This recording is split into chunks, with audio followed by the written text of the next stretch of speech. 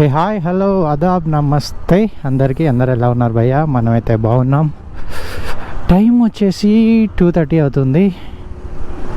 ఈరోజు వీడియో ఒక కొత్తగా చూపిద్దామని అయితే నేను అనుకుంటున్నా. అంటే నార్మల్గా అయితే డైలీ వ్లాగ్స్ గట్రా అయితే డైలీ అయితే మనము వెళ్ళే జర్నీలలో ఏదైతే రోడ్డు మీద జరిగే ఇన్సిడెంట్స్ని మన ఛానల్లో అయితే అప్లోడ్ అయితే చేసాము. బట్ ఈసారి మాత్రం కొంచెం డిఫరెంట్గా అయితే మనమైతే ట్రై చేస్తున్నాము. ఏంటి ఆ డిఫరెంట్ అంటే, మూవీ రివ్యూ అయితే రన్నింగ్గా ఇవ్వాలని అనుకుంటున్నాము. అంటే రీసెంట్గా అయితే మూవీ రిలీజ్ అయిందో ఆ మూవీ తాలూకా రివ్యూ అయితే నేను ఇవ్వాలని అయితే అనుకుంటున్నాను. సో ఫస్ట్ టైం ఎవరైతే మన ఛానల్కి వస్తున్నారో భయ్యా లైక్ కొట్టండి, సబ్స్క్రైబ్ చేసేసుకోండి. మరిన్ని వీడియోస్ మన ఇప్పుడే నేను మూవీ అయితే చూశాను భయ్య, వీరాజీ మూవీ, వరుణ్ సందేశ్ ఒక డిఫరెంట్ రోల్లో అయితే నేనైతే ఎక్స్పెక్ట్ చేసిన ఆయనని. అంటే ఇప్పటివరకు అయితే ఇలాంటి రోల్ అయితే ఆయన చేయలేదు. సో ఈ మంచి పర్ఫార్మెన్స్ ఉంటుండొచ్చు, ఆయన క్యారెక్టర్ బాగుంటుండొచ్చు అని నేనైతే మూవీకి అయితే వెళ్ళడం జరిగింది. బట్ మూవీ చూసిన తర్వాత అయితే నాకు అంతలా అనిపించలేదు. ఒక చిన్న రోలే, బట్ దాన్ని అంటే డైరెక్టర్ ఆ క్యారెక్టర్ని ఎక్కువగా డిజైన్ చేయలేకపోయాడు. సో మూవీలోకి వెళ్తే మూవీ కాన్సెప్ట్ బాగుంది. కాన్సెప్ట్ ఏంటంటే, మనం కొన్ని సొసైటీలో అంటే ఇప్పుడు సొసైటీలో లాకప్ డెత్స్ ఏవైతే అవుతాయి కదా, పోలీస్ స్టేషన్లలో కానీ అక్కడ పోలీస్ స్టేషన్లో లాకప్ డెత్ అవ్వడం కానీ, లేకపోతే పోలీస్ వాళ్ళ చేతిలో కొన్ని అనుకోని కారణాలు అంటే అనుకోకుండా చనిపోయిన తర్వాత, వాళ్ళ చేతిలో చనిపోయిన తర్వాత ఆ కేసుని వాళ్ళు ఎలా రాంగ్ డైరెక్షన్లో తీసుకెళ్తారో, దానివల్ల సఫర్ అయ్యే ఫ్యామిలీ, అంటే రాంగ్ డైరెక్షన్లోకి వెళ్ళిన తర్వాత ఆ కేసుని క్లోజ్ చేసిన తర్వాత ఆ ఫ్యామిలీ ఎలా సఫర్ అవుతుంది. ఆ కేసు అంటే వాళ్ళ తప్పు లేకున్నా వాళ్ళని రాంగ్ డైరెక్షన్లో తీసుకెళ్ళి చంపేయడం, రాంగ్ డైరెక్షన్లో లీడ్ చేయడం, ఆ కేసుకి దానికి సంబంధం లేకుండా ఆయన చంపేయడం వల్ల ఒక ఫ్యామిలీ ఎలా సఫర్ అవుతుంది అనేది మనకు డైరెక్టర్ అయితే బాగానే చూపించాడు. అంటే ఇంకా క్యారెక్టర్ బిల్డ్ చేసేది ఉండేది అని నాకు అనిపించింది. అంటే చాలా చిన్నగా చూపించిండు. ఇంకేంటంటే ఈ క్యారెక్టర్స్ ఏవైతే ఉన్నాయో ఇవి మనం వీళ్ళని ఎక్కువగా చూడలేం. ఈ క్యారెక్టర్స్ ఏవైతే మూవీలో ఉన్నాయో ఇవి ఏవో అంటే కొత్త ఆర్టిస్ట్ లాగా నాకు అనిపించారు. ఒక 2-3 తప్ప మిగతా వాళ్ళందరూ కొత్త వాళ్ళలాగా అనిపించారు. అంటే షార్ట్ ఫిలిమ్స్లలో అక్కడ మనం చూస్తుంటాము. నాకేమనిపించింది అంటే, డైరెక్టర్ ఇంకా సీనియర్ యాక్టర్లను తీసుకొని మూవీని ఇంకా ఎమోషనల్గా అటాచ్ చేసి ఉంటే ఇంకా బాగుండి అనిపించింది. ఇంకా మోరోవర్ వరుణ్ సందేశ్ క్యారెక్టర్ని కూడా కొంచెం పెంచేది ఉండే. ఆయన ఈ రోల్ ఎప్పుడు ప్లే చేయలేదు కాబట్టి ఈ రోల్ని ఇంకా ఆయనలో ఇంకా ప్లే చేసి ఉంటే ఇంకా బాగుండి అనిపించింది నాకది, నా పర్సనల్ ఒపీనియన్. సో మూవీలోకి వెళ్తే మూవీలో ఏం లేదు భయ, సింపుల్ కాన్సెప్ట్, ఒక రివెంజ్ అనుకోండి, లేతే ఒక డెత్ని రాంగ్ డైరెక్షన్లో తీసుకెళ్ళిన పోలీస్ ఆఫీసర్ని రెడ్ హ్యాండెడ్గా పట్టించడం అనమాట. ఇదే కాన్సెప్ట్ అనమాట. సో కాన్సెప్ట్ని డైరెక్టర్ గారు ఎవరైతే ఉన్నారో అశ్వంత్ సంథింగ్ ఏదో ఉంది, ఆయన ఎవరైతే ఈ క్యారెక్టర్ మూవీ తీశాడో ఆయన మూవీ మొత్తం ఎక్కువగా లొకేషన్స్ ఏం మార్చలేదు, సింపుల్ ఒక బిల్డింగ్లో తీశారు. సినిమాలో మొత్తం 8 to 9 క్యారెక్టర్స్ ఏమో ఉంటాయి. అందరూ బిల్డింగ్లోకి రావడం జరుగుతుంది. ఒకరికి తెలియకుండా ఒకరికి ఇన్విటేషన్స్ మెయిల్ త్రూ కానీ, మెసేజ్ రూపంలో కానీ, కాల్ రూపంలో క్యారెక్టర్స్కి రావడం జరుగుతుంది. వీళ్ళందరూ ఒక బిల్డింగ్లో గ్యాదర్ కావడం జరుగుతుంది భయ్య.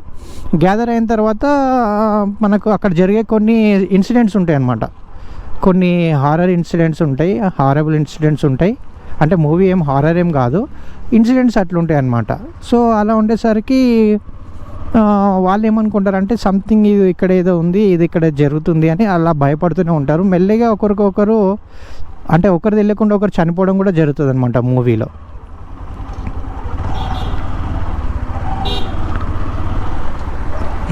ఒకరికి తెలియకుండా ఒకరు చనిపోవడం జరుగుతుంటుంది. సో ఆ భయంలోనే ఉంటుంటారు అందరూ. అదే టైంలో అంటే మూవీ స్టార్ట్ అయిన 15-20 minutes తర్వాత హీరో ఎంట్రీ ఉంటుంది. యాండీ అనే క్యారెక్టర్ ద్వారా ఒక డ్రగ్ అడిక్టెడ్ పర్సన్ లాగా ఉంటాడనమాట ఆ పర్సన్. సో ఆయన వచ్చిన ఒక 10 మినిట్స్కే ఇంటర్వెల్ కూడా అయిపోతుంది. సో స్టార్టింగ్ ఫస్ట్ హాఫ్ ఏదైతే ఉందో మూవీలో మనకు తెలిసిందే కదా ఫస్ట్ హాఫ్ సెకండ్ హాఫ్ అని.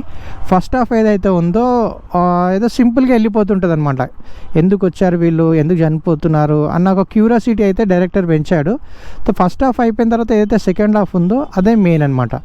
ఎప్పుడైతే సెకండ్ హాఫ్లోకి వెళ్ళిపోతారో సెకండ్ హాఫ్లోనే మెయిన్ అనమాట. సో సెకండ్ హాఫ్లో క్యారెక్టర్స్ మెల్లమెల్లగా రివీల్ అవుతుంటారు. వాళ్ళు ఎందుకు వచ్చారు, ఏ కారణం చేత వచ్చారు, ఎందుకు రావాల్సి వచ్చింది ఆ బిల్డింగ్లోకి, ఎందుకు చనిపోతున్నారు అనేది క్యారెక్టర్స్ మెల్లమెల్లగా రివీల్ అవుతుంటాయి అన్నమాట. సో అలా రివీల్ అవుతున్న క్షణంలోనే మనకు ఇందాక చెప్పాను కదా, ఒక పోలీస్ ఆఫీసర్ ఎవరైతే ఉంటారో ఒక పర్సన్ని రాంగ్ లీడ్ చేస్తారనమాట. ఒక పర్సన్ ఎవరైతే ఒక స్టూడెంట్ ఉంటాడో ఆ స్టూడెంట్ ఇసుక మాఫియాని రిపోర్ట్ ప్రిపేర్ చేసి ఎవరైతే ఇసుక మాఫియా వెనకాల ఎవరైతే ఉంటారో ఆయనను పట్టించాలనే ఉద్దేశంతో పోలీస్ ఆఫీసర్ దగ్గరికి వెళ్తాడు. కానీ ఆ పోలీస్ ఆఫీసర్ డబ్బుకు ఆశపడి ఆ కేసుని రాంగ్ లీడ్ చేయడంతో ఈ మూవీ అనేది మనకు కనబడుతుంది అన్నమాట.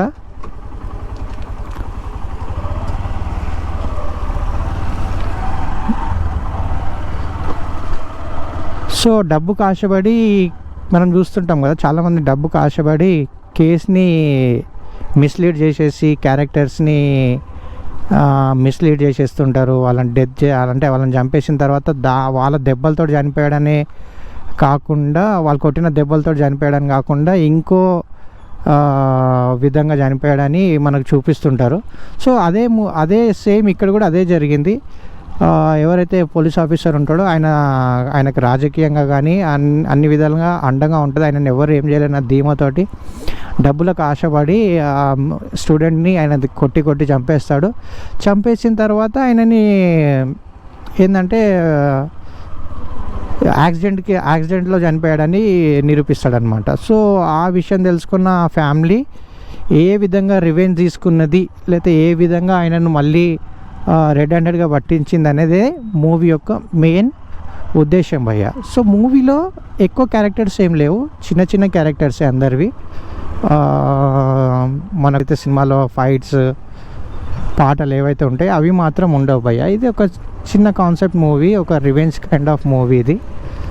సో వరుణ్ సందేశ్ని డైరెక్టర్ అంటే ఇంకేదో పెద్దగా చూపించాలనుకున్నాడేమో అనిపించింది నాకు. బట్ చాలా తక్కువగా చూపించి క్యారెక్టర్ని ఎండ్ చేయడం చూసాం మనము. సో ఓవరాల్గా క్లైమాక్స్ బాగుంది.